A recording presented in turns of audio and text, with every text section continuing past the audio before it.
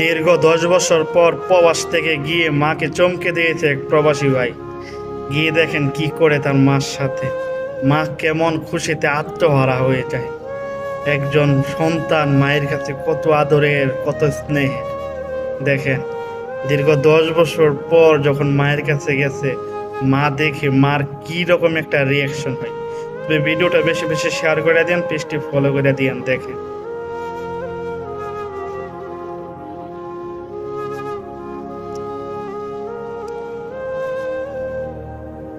কি মুহাব্বত, কি ভালোবাসা।